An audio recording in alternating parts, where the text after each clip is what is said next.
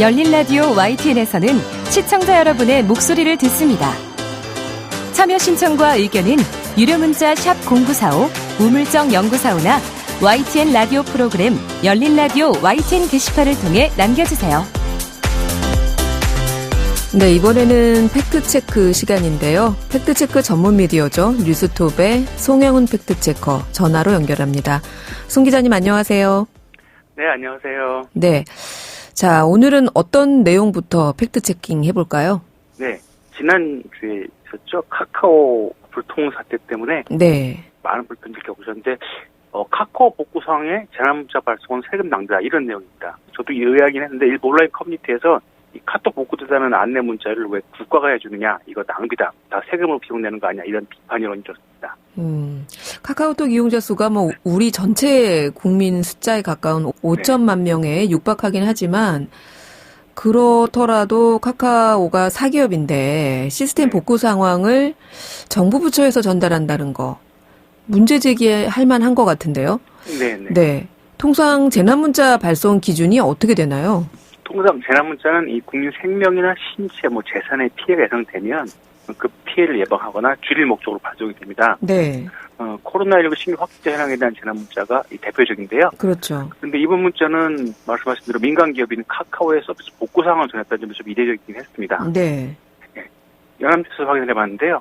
이 카카오 먹통 사태가 불거진 15일 오후 이후에 과계정통부는 17일 오전 9시 2분, 오후 2시 31분, 그리고 18일 오전 9시 31분 등 총 3차례 재난문자를 발송했고요. 네. 이 내용은 카카오 서비스 전반에 대한 복구 상황과 보안상 유의 사항 이런 내용이 담겼습니다. 네.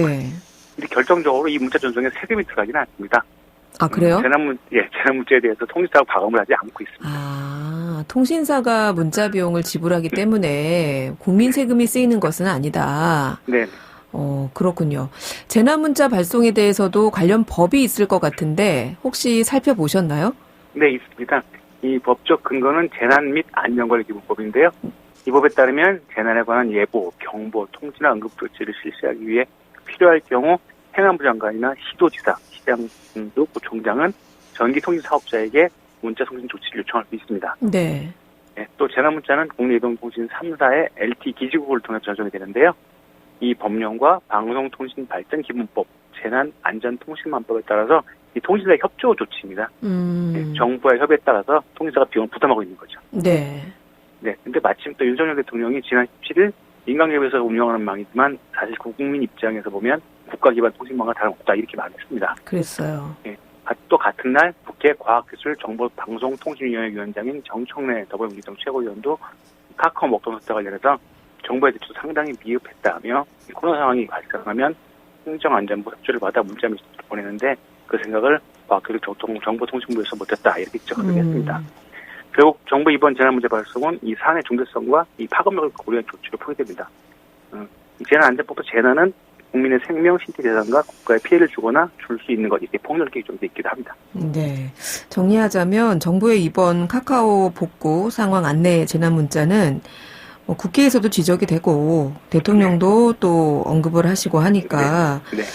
사안의 중대성, 파급력을 고려해서 이루어졌고요. 통신사에서 비용을 부담하기 때문에 세금이 쓰이는 것은 아닙니다. 네네. 너무 무겁게 생각 안 하셔도 될 것 같아요. 네, 너무 걱정하지 않으셔도 될 것 같습니다. 네.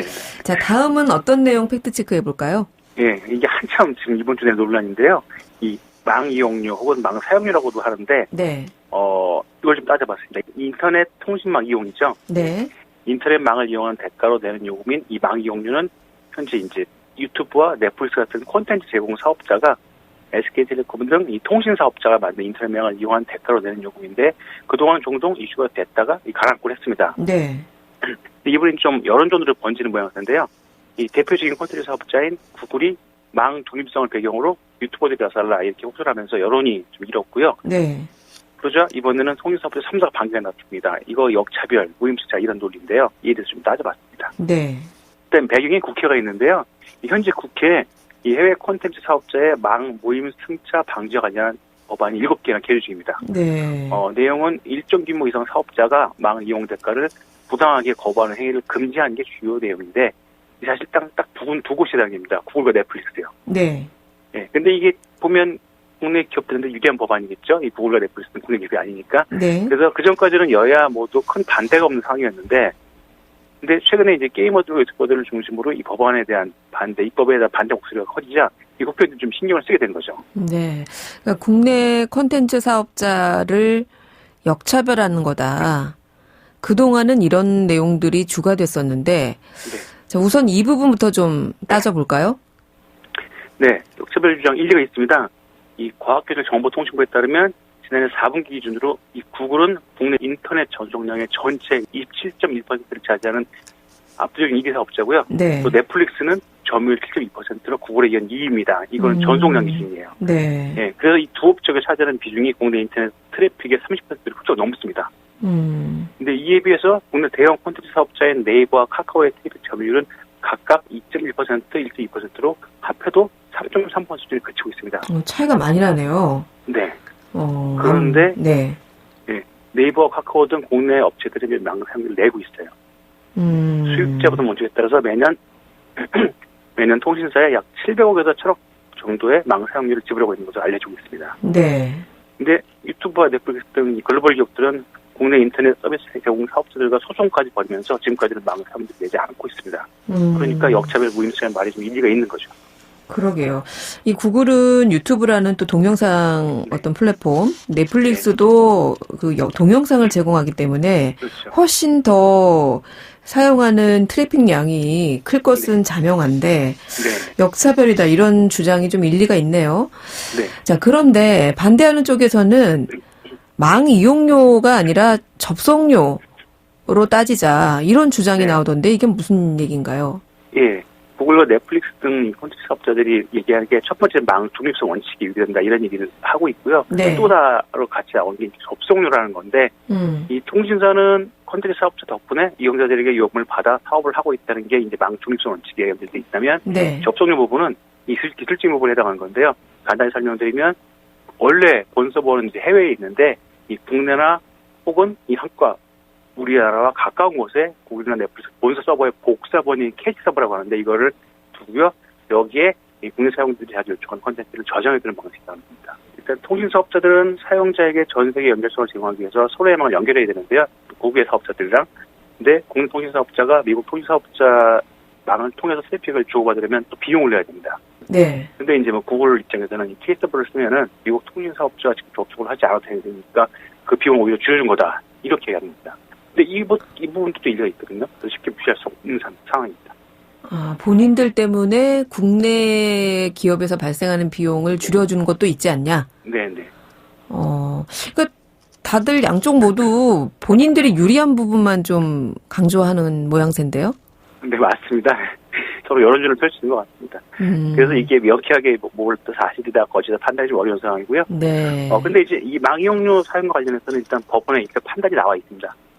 지난 2019년 SK 브로드밴드와 넷플릭스 사이에 이용료 부과 갈등이 먼저 발생을 했고요. 네.